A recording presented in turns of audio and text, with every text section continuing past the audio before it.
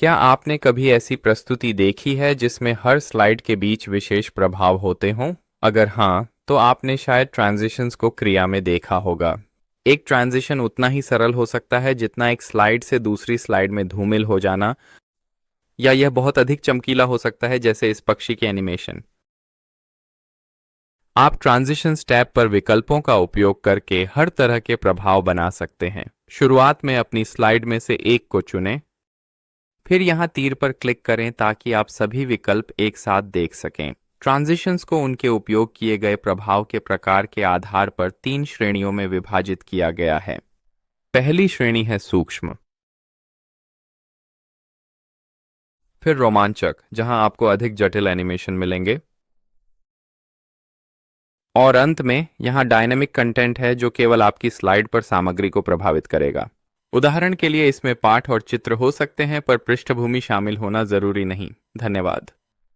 सामान्यतः हम रोमांचक से बहुत अधिक संक्रमण का उपयोग करने की अनुशंसा नहीं करेंगे। वे सूक्ष्म या गतिशील से अधिक दिलचस्प लगते हैं, लेकिन ज्यादा जोड़ने पर प्रस्तुति अव्यावसायिक दिख सकती है। सच कहूं तो यह थोड़ा मूर्खतापूर्ण है, लेकिन संयम से इस्तेमाल पर महत्वपूर्ण स्लाइडों के बीच अच्छा स्पर्श जोड़ता है। हम इस बदलाव को वापस सूक्ष्म विकल्प में बदल देते हैं। पुश के बारे में आपके क्या विचार हैं? किसी ट्रांजिशन को दोबारा चलाने के लिए आपको बस रिबन पर पूर्वावलोकन कमांड या स्लाइड के बगल में दिखाई देने वाले छोटे स्टार पर क्लिक करना होगा।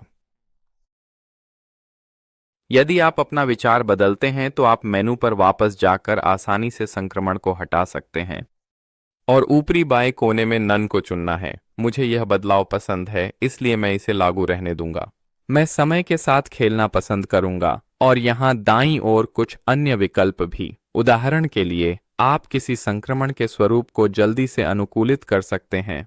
इसके प्रभावों को अनुकूलित करना, प्रभाव विकल्प कमांड पर क्लिक करें और मेनू से अपनी पसंद का प्रभाव चुनें। ये विकल्प इस बात पर निर्भर करते हुए अलग अलग होंगे कि संक्रमण कैसे काम करता है, लेकिन इस उदाहरण में हम बाएं से चुनेंगे और अब स्लाइड नीचे की बजाय बाईं ओर से दिखाई देती है। ड्यूरेशन फील्ड आपको यह तय करने देती है कि ट्रांजिशन में कितना समय लगेगा। तो अगर हम अवधि को 1 सेकंड से आधे सेकंड में बदलते हैं, या इस मामले में 0.5, यह समय को आधा कर देगा और ट्रांजिशन बहुत तेज होगा। आप यहां ड्रॉप डाउन मेनू का उपयोग करके ट्रांजिशन में ध्वनि भी जोड़ सकते हैं। बस अपनी पसंद पर क्लिक करें। अगली प्रस्तुति चलाते समय सुनेंगे यह कैसा लगता है। फिर से हम यहां एक अधिक सूक्ष्म दृष्टिकोण की सलाह देते हैं। हर स्लाइड के बीच ध्वनि जोड़ना आसानी से अधिक हो सकता है, या स्लाइड शो प्रस्तुत करते समय जटिल ट्रांजिशन और ध्वनियों का संयमित उपयोग करें ताकि दर्शकों को परेशान न करें। मैं आपको एडवांस स्लाइड के अंतर्गत विकल्प भी दिखाना चाहूंगा। यहां आप अपनी स्लाइड्स को स्वचालित रूप से आगे बढ़ाने का सेट कर सकते हैं बिना माउस क्लिक किए। यह मुख्य रूप से उन प्रस्तुतियों के लिए उपयोग किया जाता है जिन्हें अनदेखा रखा जाएगा। उदाहरण के लिए, किसी विशेष कार्यक्रम की पृष्ठभूमि में या ट्रेड शो बूथ या कियोस्क में। वर्तमान स्लाइड को स्वचालित रूप से आगे बढ़ाने के लिए माउस क्लिक पर के बगल में स्थित बॉक्स को अनचेक करें, फिर के बाद के बगल में स्थित बॉक्स को चेक करें। आफ्टर फील्ड में वह समय दर्ज करें जो आप स्लाइड को प्रदर्शित करना चाहते हैं। इस उदाहरण में हम इसे स्वचालित रूप से आगे बढ़ाने के लिए सेट करेंगे। 1 मिनट और 15 सेकंड के बाद वह कार्य शुरू होगा।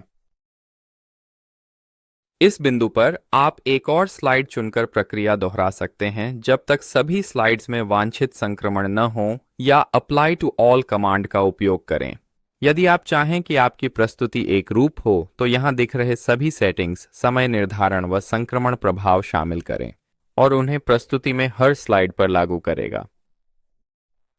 आइए हम सभी पिछले स्लाइड पर वापस चलते हैं और देखें कि यह संक्रमण पूरी प्रस्तुति दृश्य में कैसा दिखता है।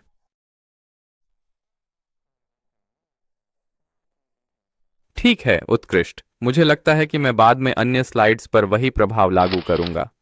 संक्रमण सीखने का सबसे अच्छा तरीका अभ्यास करना है। अपनी प्रस्तुतियों में उपयोग करने की कोशिश करें।